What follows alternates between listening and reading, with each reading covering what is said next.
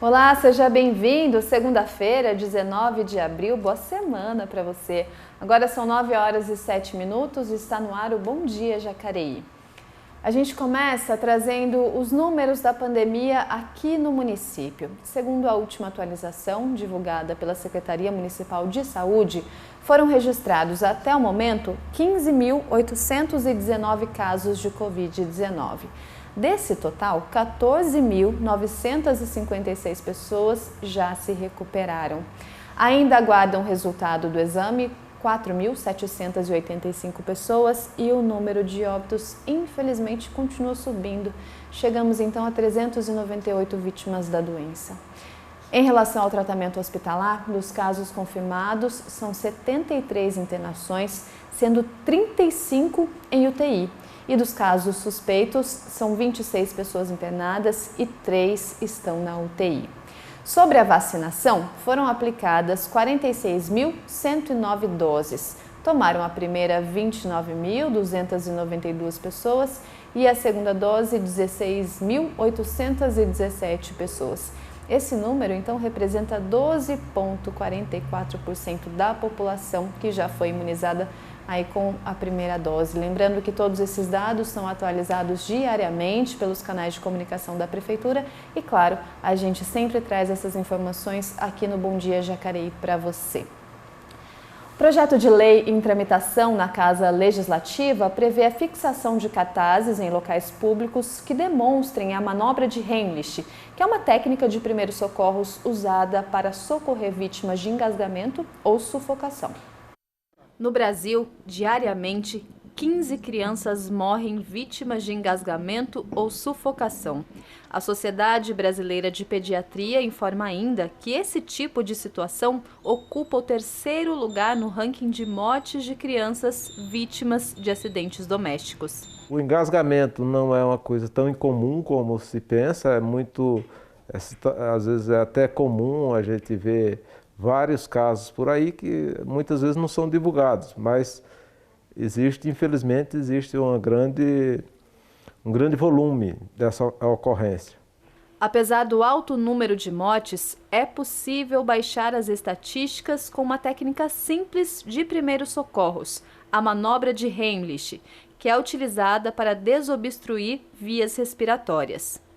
Ela vem salvando vidas, vem dando resultados espetaculares. Então, o objetivo maior dela é desobstruir as vias aéreas superiores. Com isso aí, veio a salvar a vida, evitando, na grande maioria das vezes, sendo a manobra realizada com eficiência, ela tem retorno positivo 100%. A fim de oferecer à população diretrizes de como realizar a manobra, um projeto de lei do vereador Abner de Madureira está em tramitação na Casa Legislativa. O projeto tem como objetivo instituir a obrigatoriedade de fixação em espaços como escolas, restaurantes e centros comerciais de cartazes que demonstram o passo a passo da manobra de Heimlich.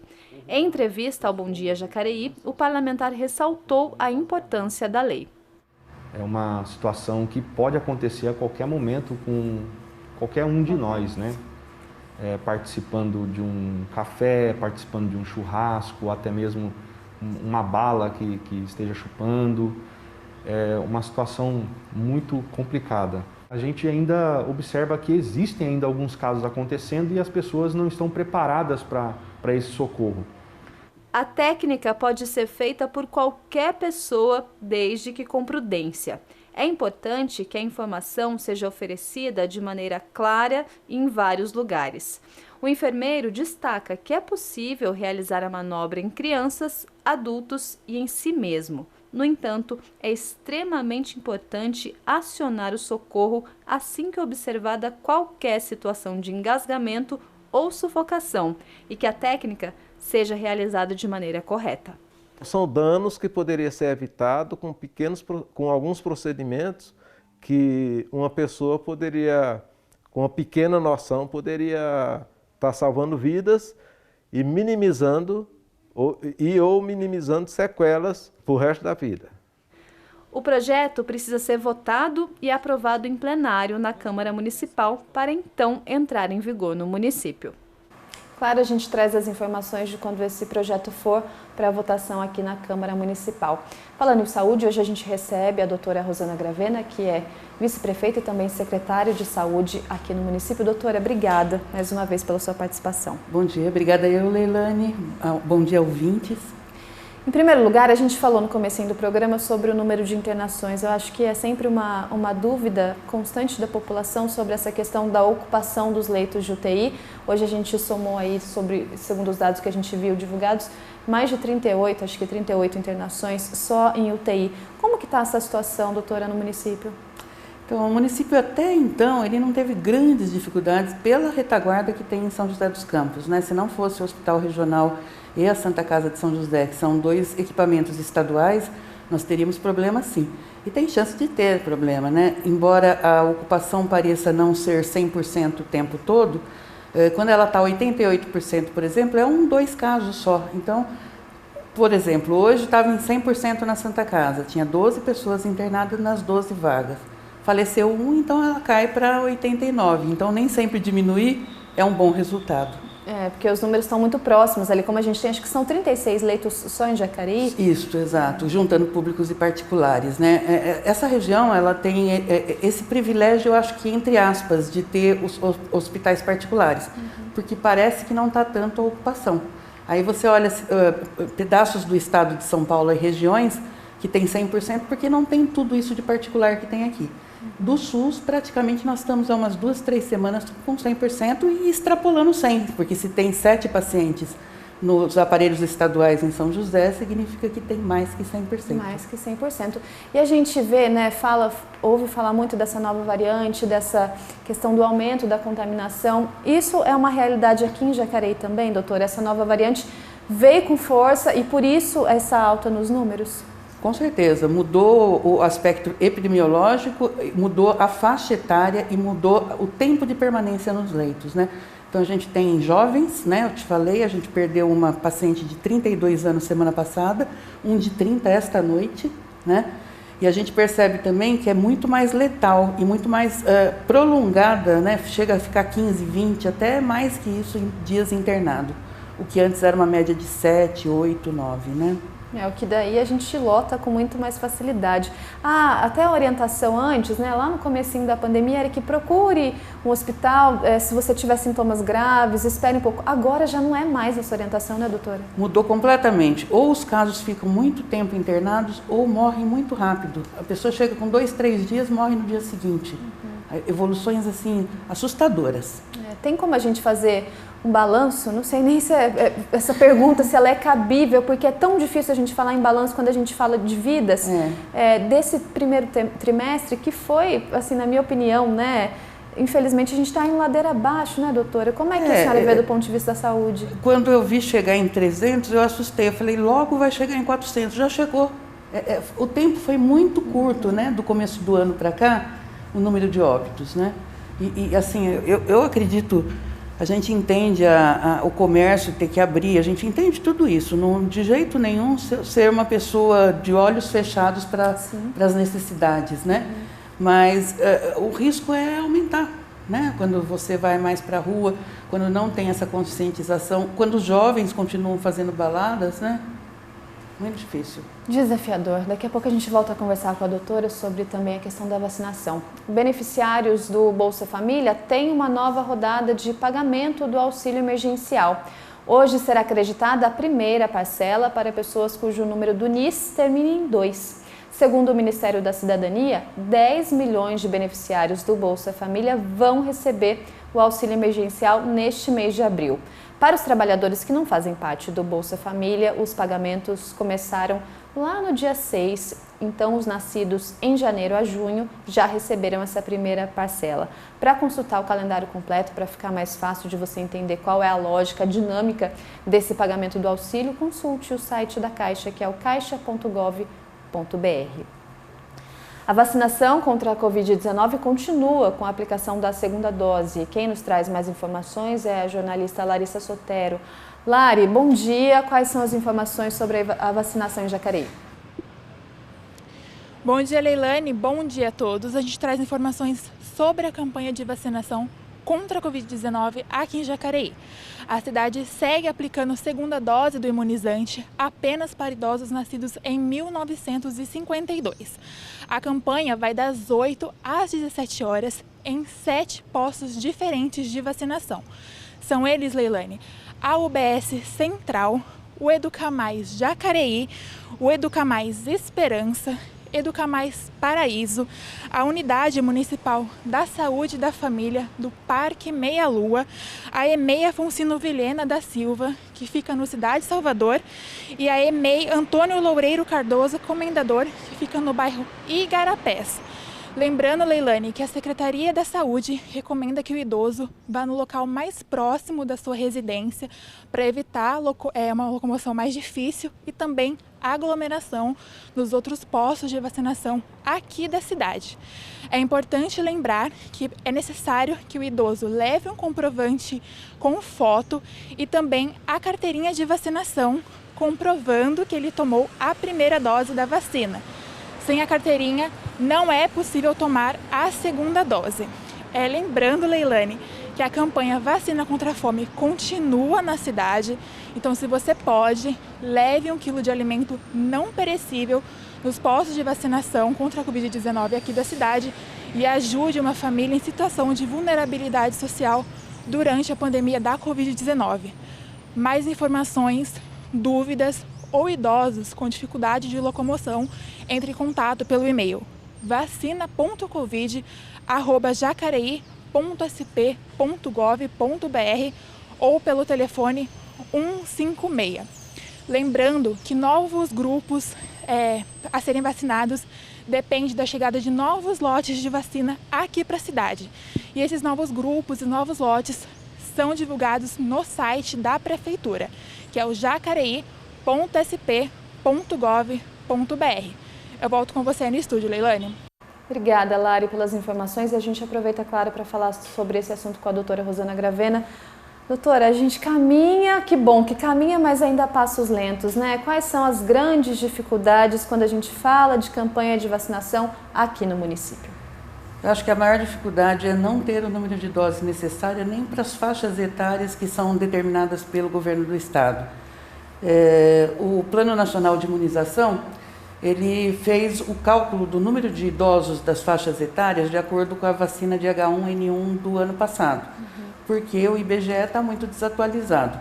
Só que não corresponde à realidade o número, porque muita gente não tomou H1N1, né? E a corrida até pelo número de óbitos para o Covid é muito maior. O segundo motivo é essa história de estar vindo com 9 doses, né? Só na quinta-feira nós perdemos 150 doses e na sexta 149. Então nós perdemos 300 doses. Eu tenho um déficit de 700 doses de dose número 2. Então chega num certo momento que anuncia 69, 70, 71 anos. Quando chega no 69, porque a gente começa de cima do mais velho para o mais novo, metade da população só consegue tomar a dose. Aí quando vem o próximo lote, eu tenho que vacinar esse que ficou sem vacinar.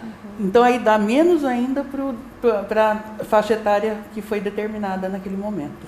Então é importante... muito difícil, muito difícil. Muito difícil, né, doutora? Então é importante até a gente ressaltar essa questão que às vezes o governo do estado anuncia um prazo para vacinação. Essa semana a expectativa inclusive era até 66, 65 anos. Mas são prazos que eles não são cabíveis, às vezes, para o município. Então, é importante ficar atento à divulgação municipal. Exato. Olhar no site da prefeitura todos os dias, né? E, realmente, ele manda algumas coisas que a gente... Por exemplo, profissionais de saúde, todos serão vacinados. Só que veio só 70% do montante. Então, teve que ficar fora veterinário, educador físico, que não é quem lida direto, e também muita gente de consultório. E agora, com o aumento da necessidade de mão de obra nos hospitais e clínicas por causa do Covid, muitos profissionais novos tendo que lidar direto com o Covid sem ter vacina para eles. Eu pedi 2.000 doses, que é o que seria 1.900 doses, que seria para completar o profissional de saúde. Ele falou, não, só direto que lida com a linha de Covid direto. Eu falei, tá bom, fomos contar 120. Isso faz um mês, não veio até agora. Doutora, tem também um desafio do pessoal da assistência social, né? Não sei se está dentro da tua né, da tua pasta falar sobre isso, mas o pessoal da assistência social lida direto com o atendimento ao público e esse pessoal não está incluso nessa vacinação. A gente fica muito sensibilizado com isso, embora tenha várias outras categorias, né? Se você pensar no motorista de ônibus, né, que tá, o caixa do supermercado, que tem gente tossindo em cima deles o dia todo. É muito difícil, mas a assistência social ela é particularmente um problema nosso, né, de prefeitura, e eu fico torcendo para sobradose para aplicar neles e não consigo. A gente tem a sensação de que, infelizmente, quer trabalhar, mas não consegue, né, doutora? E olha, que a gente faz, a matemática não bate, porque a gente faz das tripas o coração, né?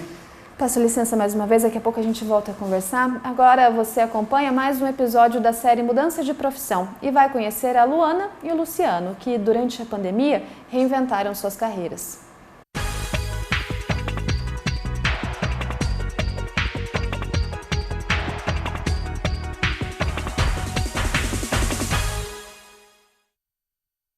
Desde o início da carreira, a Luana trabalhou com gestão comercial.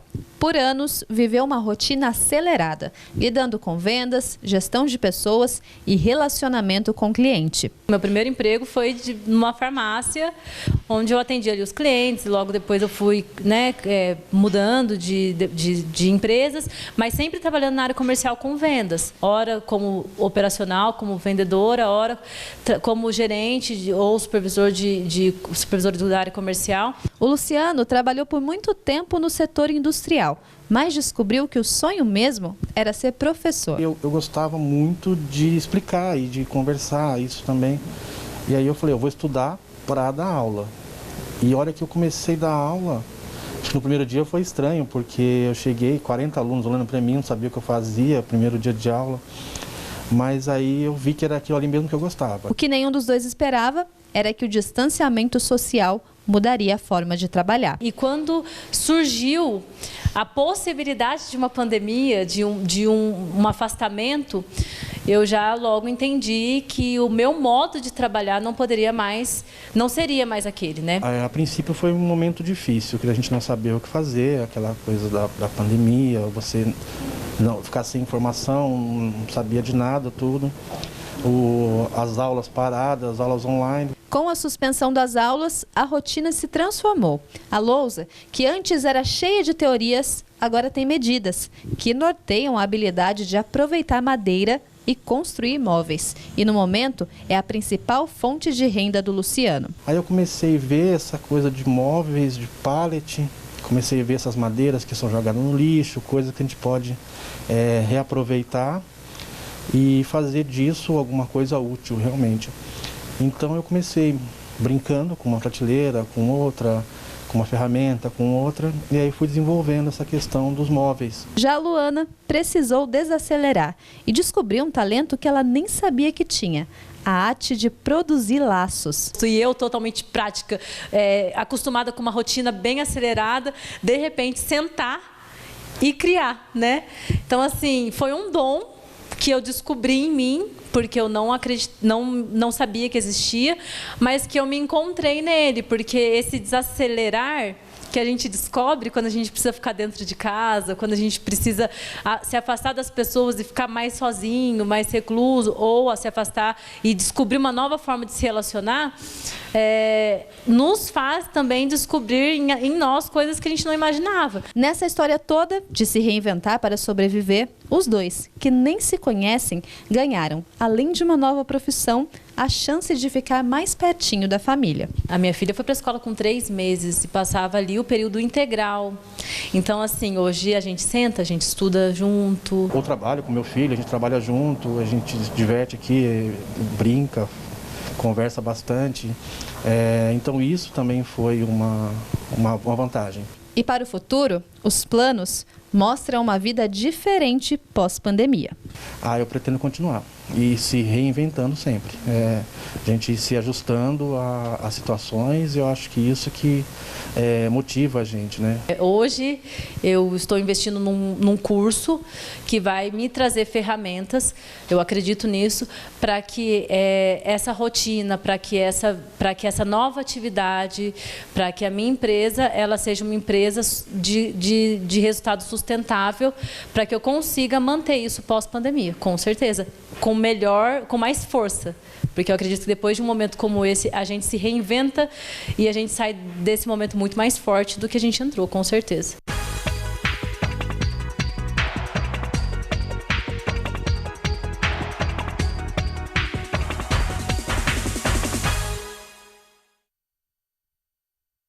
Inventando nesse momento tão difícil, né? Parabéns aí para o Luciano e para a Luana, que se redescobriram nas carreiras profissionais. Doutora, a gente está falando sobre vacinação contra a Covid-19, que é, claro, de extrema importância, mas em paralelo a gente tem também a campanha da imunização da gripe, né? Da H1N1? Da H1N1. Como é que está isso aqui no município? Então, a gente recebeu orientação e já tínhamos essa ideia de não fazer nos mesmos pontos, até para não ter a confusão, né? Estão fazendo nas 18 unidades de saúde, horário normal, das 8 às 16 horas, né?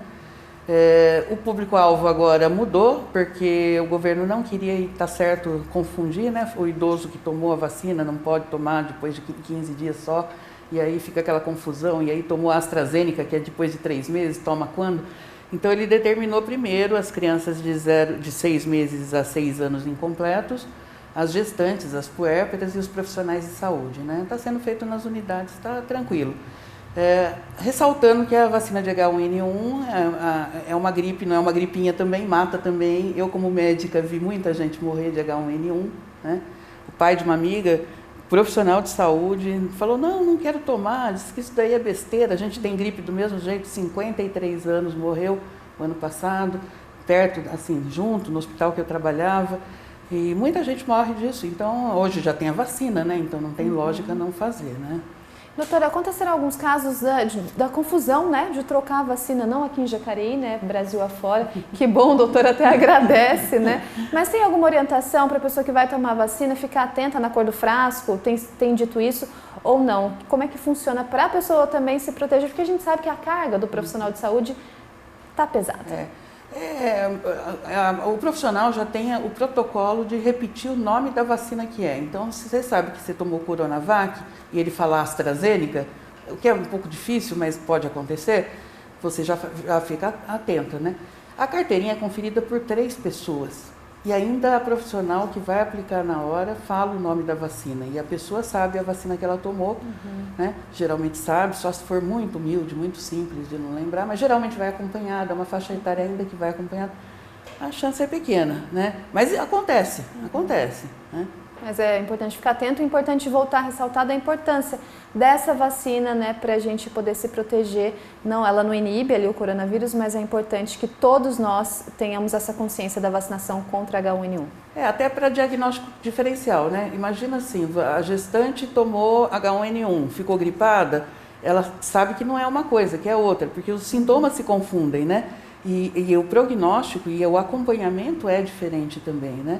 Então, ela serve muito para diagnóstico diferencial.